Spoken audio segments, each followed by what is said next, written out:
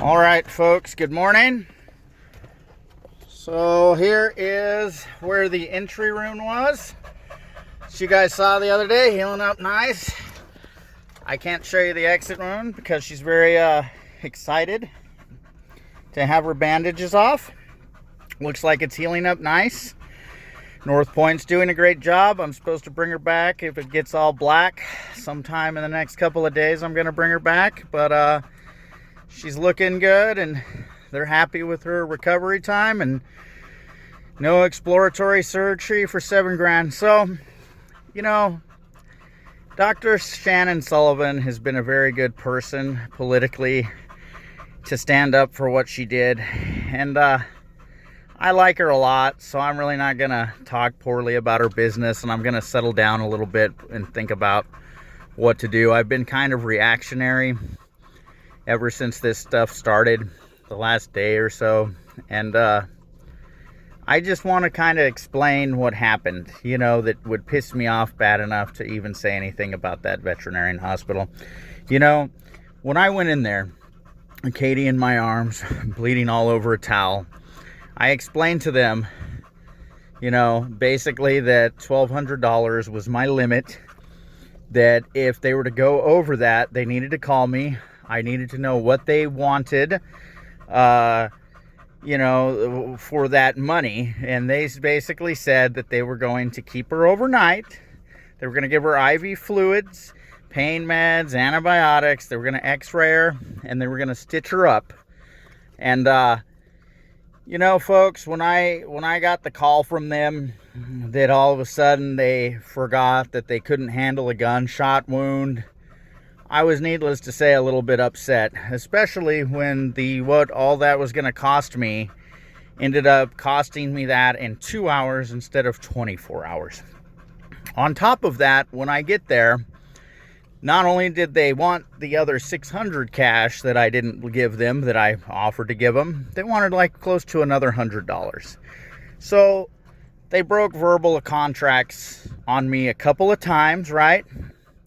And then as I'm paying them their blood money, the out-of-town cover vet with her Tesla, she decides she's going to threaten me because I want to take my dog home and figure out what to do. Now, I'm not going to lie to you guys. I planned on basically putting this shit all over the news and doing a GoFundMe, or borrowing and begging, and I'm not stealing, but borrowing and begging and whatever I needed to do. I might even hoard myself out in Sun City to save the dog.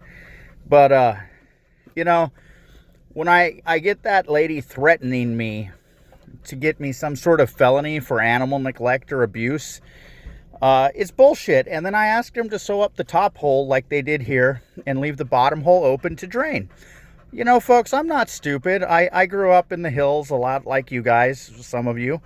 You know, I've had horses and prey animals freak out and impale themselves on a T-post or something.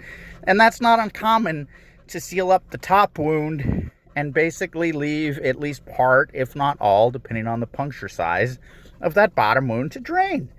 It's a common practice. Now, no exploratory surgery was needed. She may need to have some necrotic flesh cut out later this way.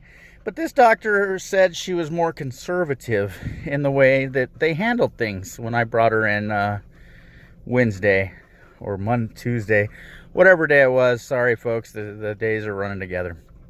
But, you know, this is what upset me. And I kicked my car door shut because it started to rain. I had it open. I thought I was going to hand them the other $600 that we agreed upon, or not even that much, to be honest, since they didn't even keep her for 24 hours and all this other horse shit they told me they were going to do.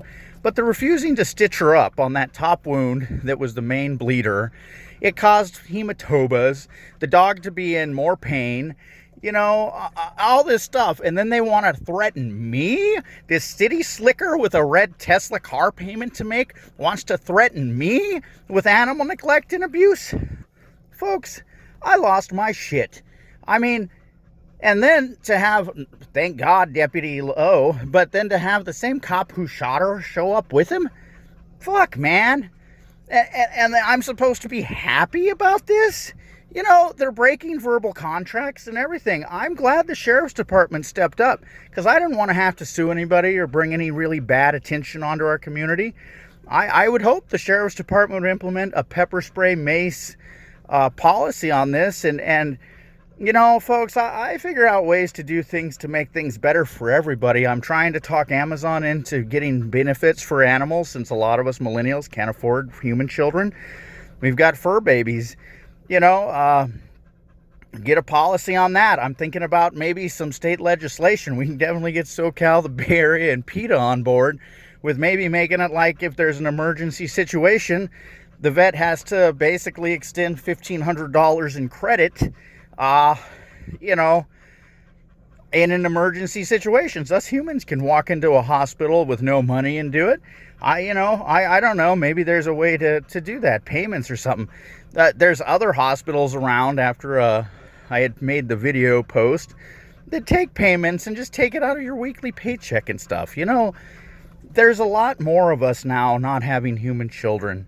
And if these vets really care about animals instead of money, and they're not like big pharma and big medical for us humans, then they should act like, and they should have no problem in an emergency extending that. But to take my $1,200 and tell me that they were going to do this shit and breach a contract with me when I could have taken that same $1,200 somewhere else and probably have everything covered that I needed done, and then threaten to call the law on me when I didn't give in to them to spend another $5 or $6 grand, that was horseshit.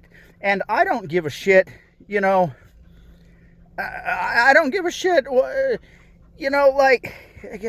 money wasn't anything. It was the breach of contract and the threats. And then the Deputy Lowe gets there and he goes, Zach, we only come out to check that either you or a vet or both are giving the dog the attention she needs. Well, that's not the way that hussy explained it. She basically made it sound like if I didn't do exactly what she said, she's going to jail. Now, I don't know these laws, folks. I found out with Katie's father, Chaos, when I put him down myself, that shit isn't even legal anymore. I mean, I'm thankful I don't have it in me again to do that to a dog I love, but, what the hell kind of service is that? Of course I'm going to be pissed off. Anyway, I'm glad Katie's doing good. Thank you for your prayers. Please continue. God bless you all.